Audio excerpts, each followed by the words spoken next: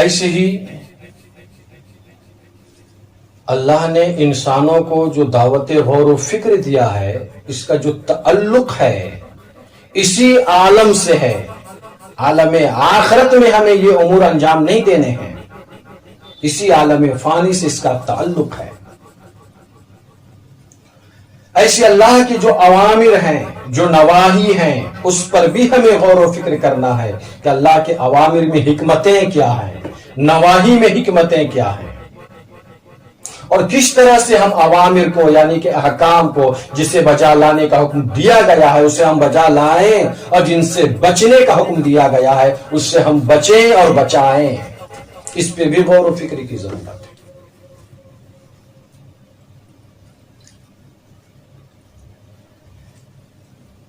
ہم نے اس آیت کریمہ کے تناظر میں جب اس پہ غور کیا کہ لاؤ پہلے انسان ہی پہ غور کرتے ہیں، انسان کے بارے میں غور و فکر کیا جائے. اللہ کی بے شمار مخلوق ہے، آسمان و زمین کے درمیان بہت ساری چیزیں ہیں، لیکن ایک عظیم مخلوق جس کو قرآن اشرف المخلوقات کہتا ہے،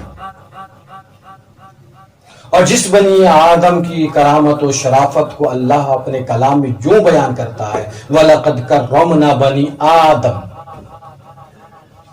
ہم نے بنی آدم کو شرافت و کرامت کے تاج عطا کیے. اس انسان پہ غور کرنے کے کئی پہلو ہیں.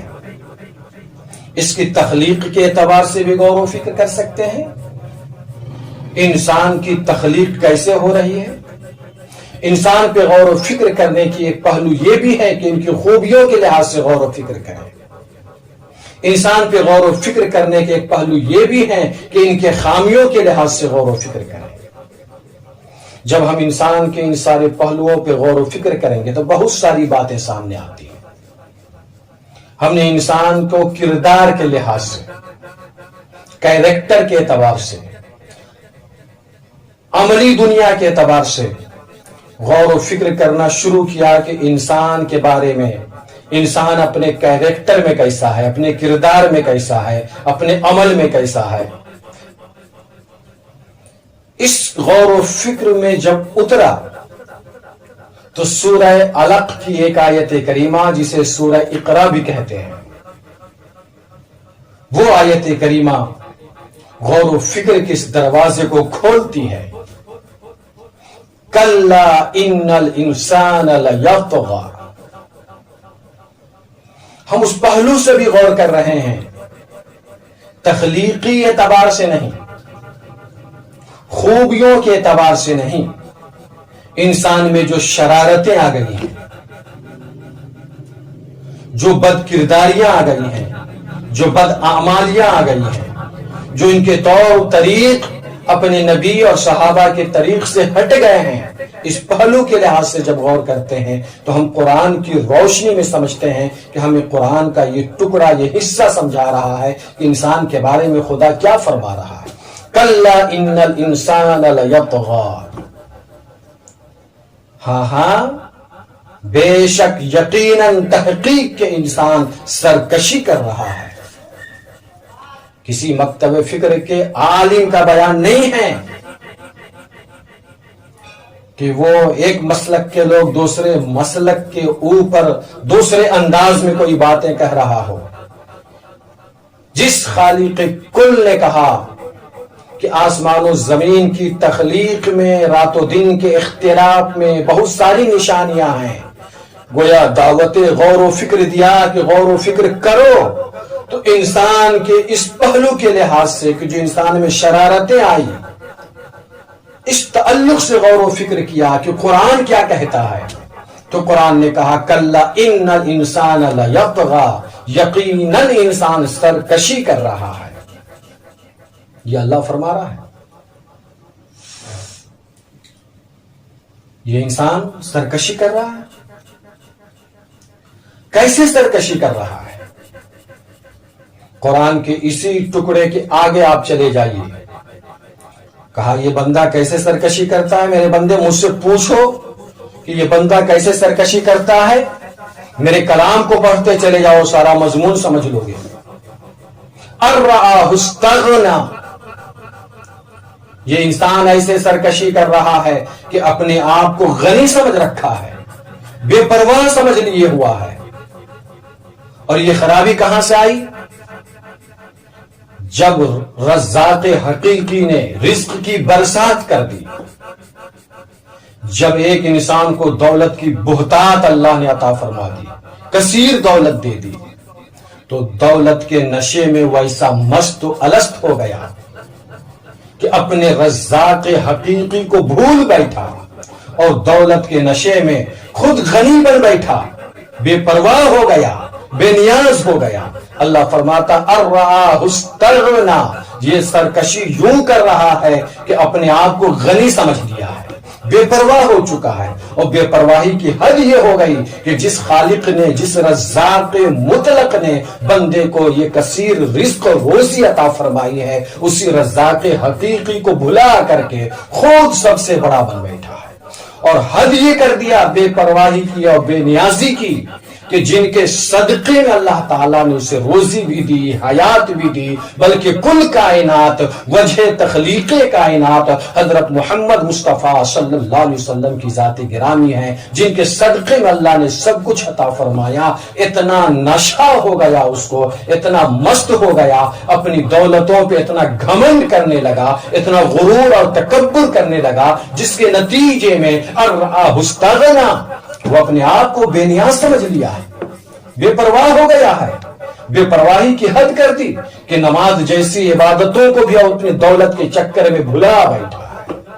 وہ نماز، جس نماز کو اگر ایک وقت کی نماز جان بوجھ کر کے چھوڑ دی جاتی ہے، ایک وقت کی نماز جان بوجھ کر اگر چھوڑ رہے ہیں، تو ایسا شخص زانی سے بھی بدتر ہے۔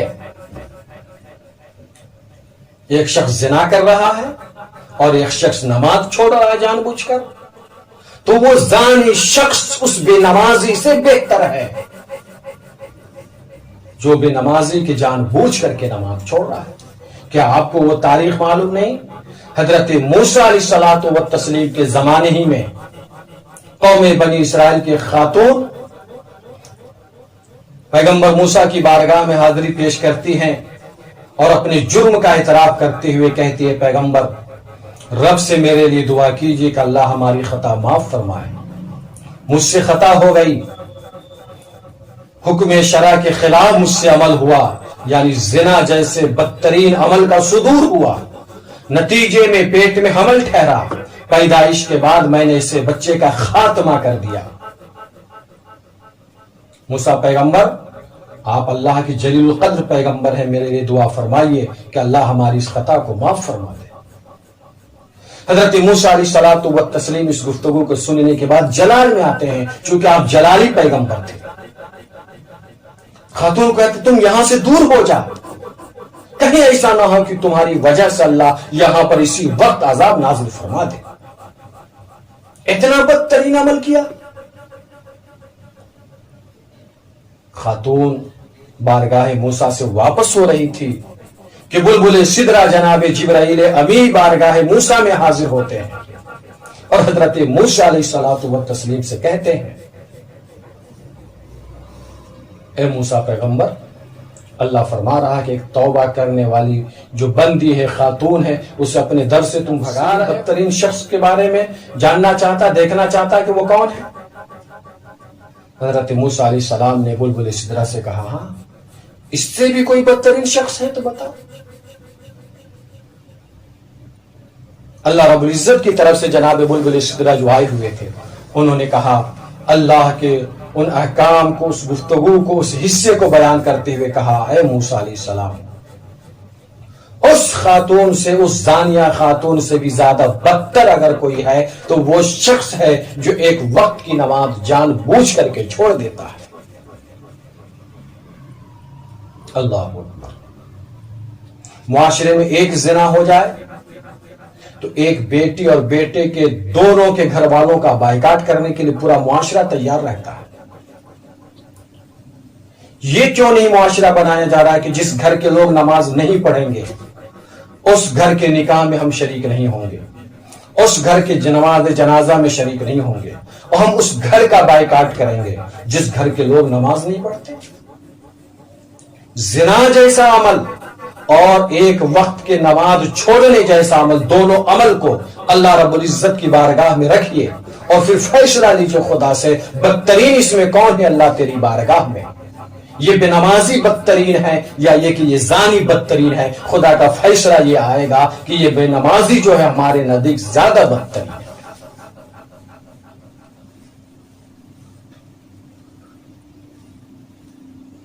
الراہ استغنا، اپنے آپ کو بے نیاز سمجھ بیٹھا ہے، بے پرواہ ہو چکا ہے، کس میں؟ دولت کے نشے میں۔ جسے دولت دی دولت کے نشے میں، کسی کو عزت بخش دی تو عزت کے نشے میں، کسی کو وجاہت بخش دی تو وجاہت کے نشے میں، کسی کو مقام بخش دیا تو مقام کے نشے میں، کسی کو رفعت دے دی تو رفعت کے نشے میں، کسی کو کثرت اولاد دے دی تو اس کے نشے میں، کسی کو اقتدار دیا تو اقتدار کے نشے میں، کسی کو حکومت دیا تو حکومت کے نشے میں، یہ سب نشے میں آ کر کے الراہ استغنا، اپنے آپ کو بے نیاز سمجھ بیٹھے۔ اب یہ سوچ لیا کہ اب نہ ہمیں خدا کی ضرورت ہے، نہ رسول کی ضرورت ہے، نہ اہل اللہ کی ضرورت ہے۔ چنانچہ ایسے ہی گمراہ ہونے والے لوگوں نے صحیح طریقے پر جب غور و فکر نہ کیا تو اللہ کے بارے میں بھی بیجا کلام کیا، مصطفیٰ کے بارے میں بھی غلط طریقے کے جملے بولے اور اپنے عقیدے کو خراب کرتے ہوئے نظر آئے، اہل اللہ پر بھی کلام کر بیٹھا۔ اور ایسے بے ادب لوگ اللہ رب العزت سے لے کر کے اللہ کے محبوبوں تک گستاخی اور بدتمیزی اور بے ادبی کرنے لگے۔ وہ کیوں؟ وہی الراہ استغنا، اپنے آپ کو بے نیاز سمجھ لیا، بے پرواہ ہو گیا۔ اب ہمیں خدا کی کیا ضرورت؟ ساری چیز ہمارے پاس ہے۔ اب ہمیں رسول کی کیا ضرورت؟ ساری چیز ہمارے پاس ہے۔ ولیوں کی کیا ضرورت؟ بغیر ولی کے ہمارا کام چل رہا ہے، ہماری زندگی موج مستی میں چل رہی ہے، ہمیں ولیوں کی ضرورت نہیں۔ تو جب انسان کے سرکشی کے اعتبار سے، کردار و عمل کے اعتبار سے غور و فکر کرنا شروع کیا تو یہ بات سامنے آ گئی، قرآن کریم کا یہ حصہ سامنے آیا جس حصے میں یہ کلیئر ہوا، کلا ان الانسان لیطغی، یقیناً انسان سرکشی کر رہا ہے، الراہ استغنا، اس نتیجے میں سرکشی کر رہا ہے کہ اپنے آپ کو بے نیاز سمجھ لیے ہوا ہے۔ اور پھر جس چیز کو اللہ ایک آن کے لیے پسند نہیں کرتا اس کے نشے میں آتا ہے، غرور و فخر و مباحات کرتا ہے۔ اللہ کے رسول صلی اللہ علیہ وسلم نے ارشاد فرما دیا تکبر کے سلسلے میں، نشے میں آیا اور کبر تکبر کر بیٹھا، اور اتنا کہ اب ہمیں ان چیزوں کی کوئی حاجت و ضرورت نہیں۔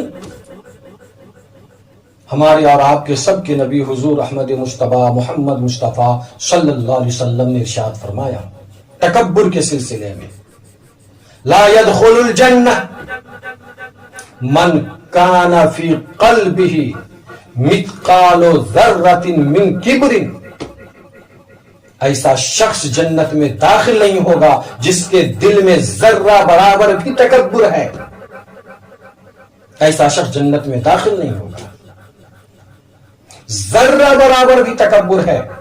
میرے آقا نے کتنا سخت جملہ ارشاد فرمایا، ذرہ برابر بھی تکبر ہے تو ایسا شخص جنت میں داخل نہیں ہوگا۔ جیسے کہ ایک مقام پر یوں ارشاد فرمایا ایمان کے سلسلے میں، یدخل الجنہ، وہ شخص جنت میں ضرور داخل ہوگا، من کان فی قلبہ مثقال ذرۃ من ایمان، جس کے دل میں رائے کے دانے کے برابر بھی ایمان ہوگا وہ جنت میں جائے گا، اور جس کے دل میں رائے کے دانے کے برابر بھی تکبر ہوگا وہ جنت میں نہیں جائے گا بلکہ وہ جہنم میں جائے گا۔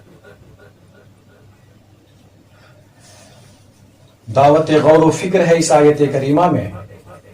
تو جب انسان پر غور و فکر کیا، قرآنی آیات کی تناظر میں غور و فکر کے کئی پہلو ہیں، لیکن آج حالات یہ ہیں کہ انسان سرکش ہوتا جا رہا ہے، بدتمیز و بے ادب گستاخ ہوتا جا رہا ہے، اللہ کا گستاخ، رسول کا گستاخ، اولیاء اللہ کا گستاخ، علماء کا گستاخ، بدتمیز و بے ادب ہوتا جا رہا ہے۔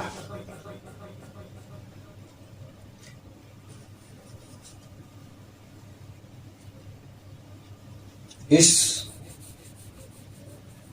آیت کریمہ میں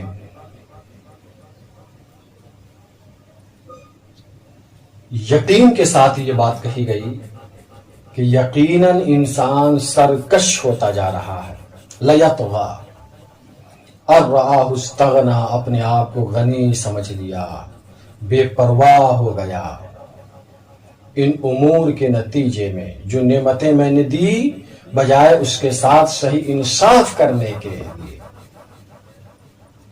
اور وہ گمراہی میں مبتلا ہو رہا ہے۔ ایسی غور و فکر کی دعوت پر اس پہلو سے غور کرنا ہے کہ انسان جو یہ بات درمیان میں کہی گئی تھی انسان کی سرکشی کے حوالے سے، ایک طرف زنا اور ایک طرف نماز کا چھوڑنا، یہاں پر ایک دعوت دیتا چلوں، کیا آج بندے سرکشی نہیں کر رہے ہیں؟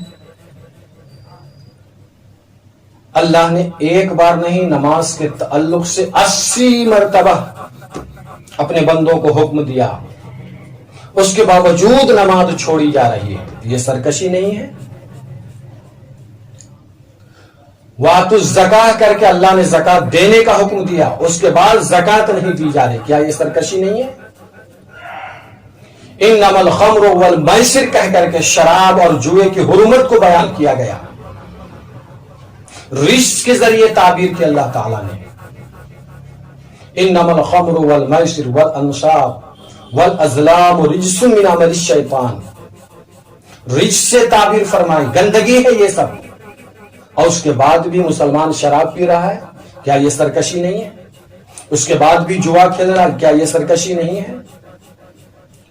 لا یغتب بعضکم بعضا کہہ کر کے غیبت سے اللہ تعالیٰ نے بچنے کا حکم دیا، اس کے باوجود اس میں عوام و خواص شریک ہے، یہ کیا سرکشی نہیں ہے؟ ایک ایک امر پر اور ایک ایک نہیں پہ غور و فکر کریں، اور پھر انسان کے کردار کے اعتبار سے اوامر و نواہی کو دیکھتے چلے جائیں تو انسان کی سرکشی کھل کر سامنے آتی ہے۔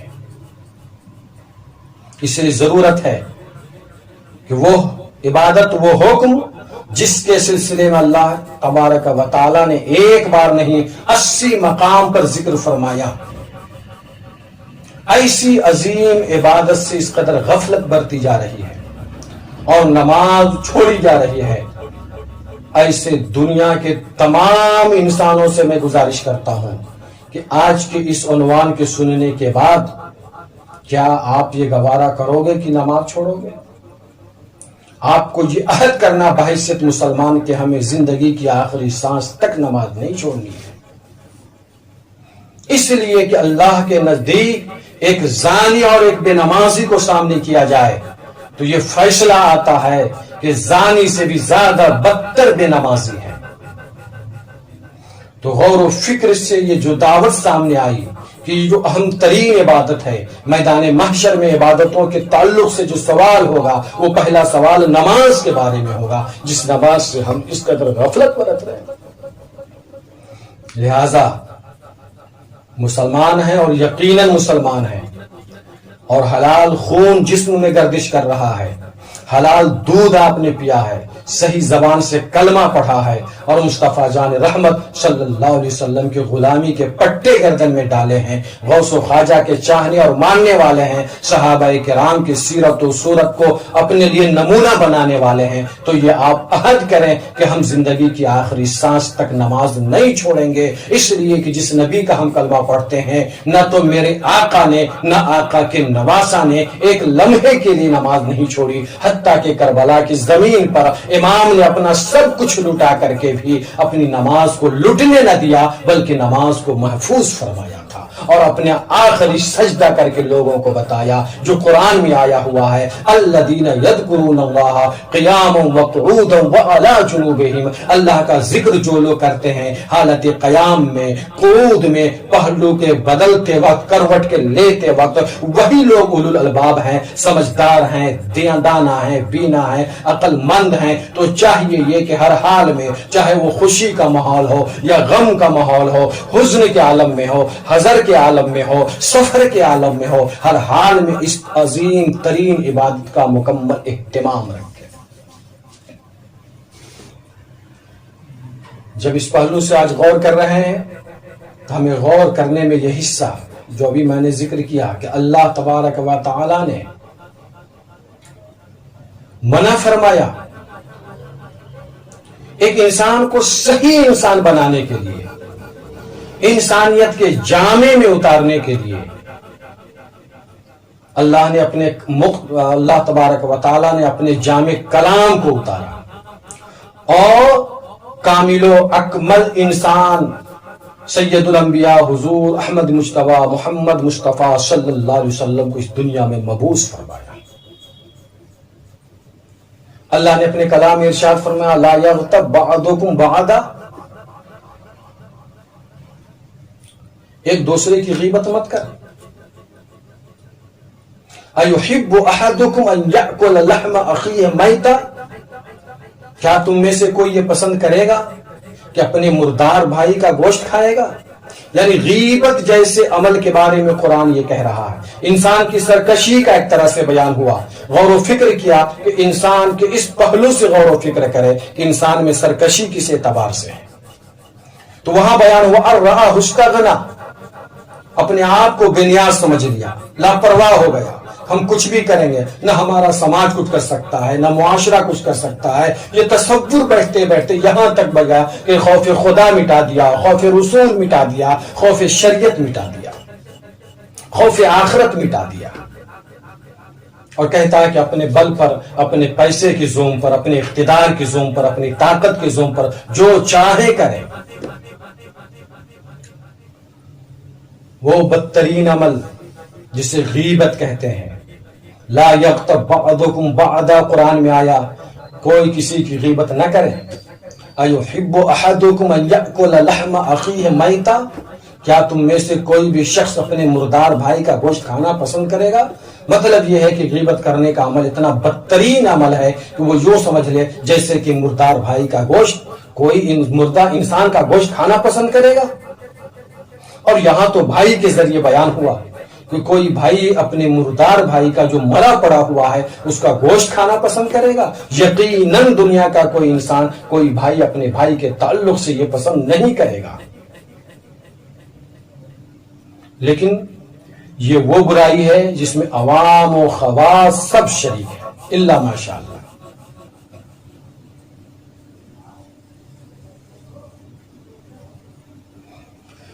حضرت ابو لیث بخاری، بخارا کے رہنے والے، ایک مرتبہ حج کو تشریف لے گئے، 2 دینار جیب میں رکھ لیا یہ سوچ کر کہ اگر راستے میں اگر مجھ سے یہ بد عمل ہو جاتا ہے، اگر غیبت ہو جاتی ہے تو میں صدقہ کر دوں گا راہ خدا میں، تاکہ یہ جو ہم سے خطا ہوئی اس خطا کی اللہ معافی فرما دے۔ گئے حج کو، آئے بھی کچھ نہیں کیا، دینار جو درہم لے کر گئے تھے وہ جیب میں محفوظ۔ جب کسی نے آپ سے پوچھا غیبت کے سلسلے میں تو آپ نے فرمایا یہ غیبت کا جو عمل ہے میرے نزدیک 100 مرتبہ زنا کرنے سے بھی بدتر ہے۔ اللہ اکبر، ایک انسان 100 مرتبہ زنا کرے اور 1 مرتبہ غیبت کرے۔ اب اس بندے سے پوچھا جائے آپ کیا نظریہ قائم کرتے ہیں، تو جناب ابو لیث بخاری کہتے ہیں کہ میرے نزدیک 1 مرتبہ غیبت کرنے والا 100 مرتبہ زنا کرنے والے سے بھی زیادہ بدتر ہے۔ لیکن اس کے باوجود عوام سے خواص تک، مساجد و مدارس و خانقاہ کے حالات، مدارس میں علماء ہیں تو علماء کے درمیان، خانقاہوں میں سجادگان ہیں تو آپس میں بناؤ نہ ہونے کی صورت میں سجادگان کے درمیان، مسجد ہے، اگر امام نائب امام مؤذن ہے تو ان کے درمیان، متولیان کے درمیان، مدرسہ ہے تو مدرسے کی سیکریٹری اور صدر و خزانچی کے درمیان، ممبران کے درمیان. جس عمل کو اس قدر قبیح قرار دیا، آج پورا معاشرہ اس قدر اس میں ملوث ہو چکا ہے، ڈوب چکا ہے، غرق ہو چکا ہے کہ کوئی اس کی بدبو محسوس ہی نہیں کر رہا. جبکہ حضور پاک صلی اللہ علیہ وسلم کے زمانے میں غیبت جیسے بدترین عمل کی بدبو آتی تھی، چونکہ اس زمانے میں ایک دم نہ کے برابر یہ عمل تھا تو بدبو محسوس کی جاتی تھی. لیکن اب یہ بدبو اس لیے محسوس نہیں کی جا رہی ہے کہ اب تو پورا معاشرہ اس میں سن گیا ہے. کیسے؟ اس کو یوں سمجھے آپ جیسے کہ پاور لوم چلانے والے لوگ یا چمڑے کا کام کرنے والے لوگ جہاں کام کرتے ہیں وہاں پر وہی کھاتے بھی ہیں، پیتے بھی ہیں، سوتے بھی ہیں، لیکن ان پر کچھ بھی بدبو کا اثر نہیں ہوتا ہے. لیکن جو انسان ایسے معاشرے میں نہیں رکھتا ہے، اگر کبھی ایک لمحے کے لیے چلا گیا اسی جگہ پر جہاں چمڑے کا کام ہوتا ہے تو بدبو سے ایک لمحے میں پریشان ہو جائے. ایسی جہاں لوم چل رہا ہے اس کی کھٹ کھٹ کی آواز سے ایک وہ انسان جو کبھی ایسے ماحول میں نہیں رہا ہے جائے گا تو اس آواز سے اسے نیند ہی نہیں آئے گی رات بھر.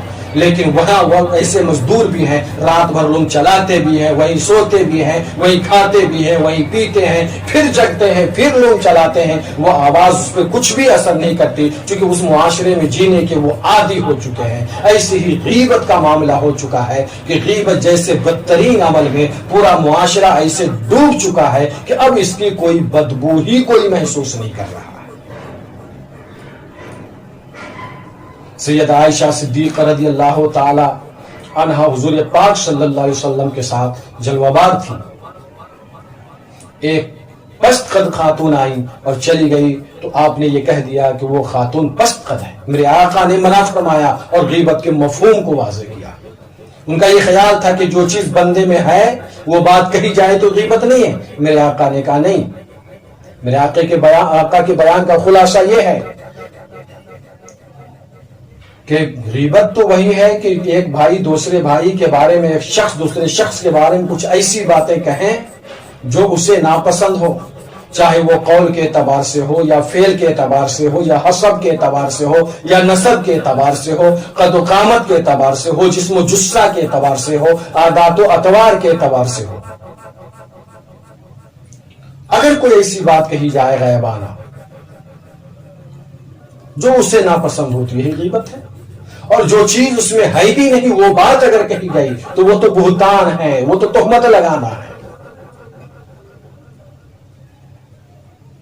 تو آج اس طرح سے انسان کی سرکشی سامنے آ رہی ہے.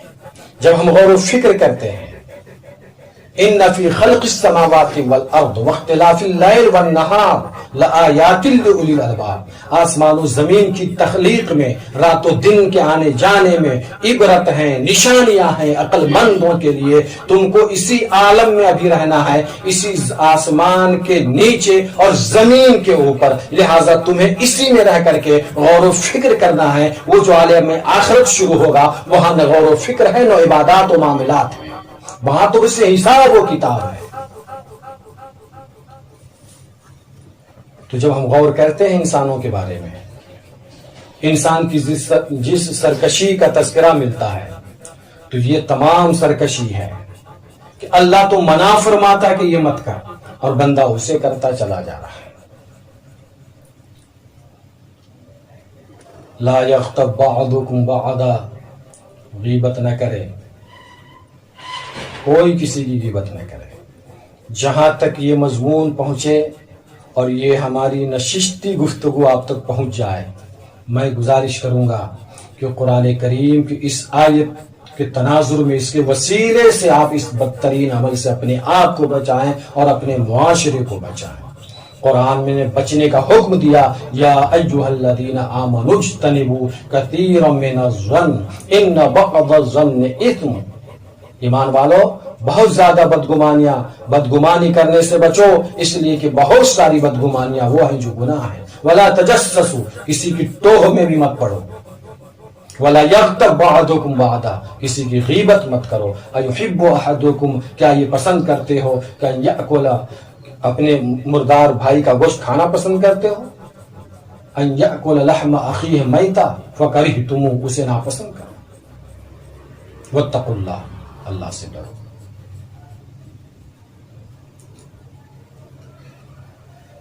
آسمان و زمین پر بھی غور اور اس کے اشیاء پر بھی، اور جو اوامر ہمارے اوپر ہیں ان اوامر پر بھی غور، جو نواہی ہمارے اوپر ہے نواہی پر بھی غور. ہمیں اپنا محاسبہ کرنا ہے کہ کہاں کہاں ہم سے کوتاہیاں ہو رہی ہیں، کہاں کہاں کار خیر میں ہم سے غفلت ہو رہی ہے، اور یہ محاسبہ کر کے اپنی زندگی کو سنوارنے کی کوشش کرنی ہے. اللہ رب العزت ہمیں اور آپ کو سب کو صحیح غور و فکر کرنے کی دولت سے مالا مال فرمائے، اور جو احکام ہم پہ نافذ کیے گئے ہیں سارے احکام پر عمل کی بھی توفیق عطا فرمائے. جن نواحی سے بچنے کا حکم دیا گیا ہے ہمیں ان تمام سے بچنے کی بھی توفیق عطا فرمائے. یہ تمام بدعمالیاں یک بعد دیگرے جو معاشرے کو تباہ کرنے والے ہیں اعمال، جیسے کہ غیبت، چغل خوری، عیاشی، ڈکیتی، چوری، زنا، اس طرح کے جو اعمال ہیں، اگر بندے انہی اعمال سے بچنا شروع کر دے ان کی ترقی خود بخود ہوتی چلی جائے گی. اور باطل قوموں کے سامنے، باطل قوموں کے کاروبار اور ان کے معاملات کو کمزور کرنے اور خود کو آگے اگر بڑھنے کا ارادہ ہے تو آپ کو اس حساب سے آنا پڑے گا کہ عملی طور پر اس کا بائیکاٹ کریں جو آپ کی شریعت میں ممنوع ہے، جیسے کہ شراب آپ کی شریعت میں ممنوع ہے، حرام ہے، لیکن ہم مسلمان ہونے کے باوجود جب تک کہ شراب نہ ملے، وہ اہل ثروت جو نشے میں پڑے ہوئے ہیں، شراب کے بغیر کام ہی نہیں چلتا. اگر ہم مسلمان بحیثیت مسلمان کے شراب چھوڑ دے تو ان کے کاروبار کا ایک حصہ کم سے کم ہمارے اس عمل سے کمزور تو ہوگا. جوئے کا جو عمل ہے بدترین، ایسے عمل سے اگر خود کو بچائیں جو ان لوگوں کا ہے تو ایسے بھی وہ کمزور ہوگا. لیکن ہم یہ عملی بائیکاٹ نہیں کرتے، نہ قولی بائیکاٹ کرتے ہیں. نتیجہ یہ ہے کہ دن بدن ہم مسلمان مغلوب ہوتے چلے جا رہے ہیں اور دوسرے غالب ہوتے چلے جا رہے ہیں. ابھی بھی وقت ہے، غور و فکر کریں اللہ کی تخلیق میں، آسمان و زمین کی تخلیق میں، اس کے درمیان جو چیزیں کی پیدا کی گئی ہیں اس کی تخلیق میں غور و فکر کریں. اللہ کے علم میں، قدرت میں، اللہ کی جو عظیم عظیم صفات ہیں غور و فکر کر کے اس سے ہدایت حاصل کی جائے تو آپ کی دنیا بھی سنور جائے گی اور آخرت بھی سنور جائے گی. ہماری یہ تمام گفتگو اور یہ سارے پیغام آپ کے فلاح و بہبود کے لیے ہے. بس یہ کہہ کر میں بات ختم کر رہا ہوں کہ اپنے من میں ڈوب کر پا جا سراغ زندگی، تو اگر میرا نہ بنتا نہ بن، اپنا تو بن. وما توفیقی الا باللہ. السلام علیکم ورحمۃ اللہ وبرکاتہ.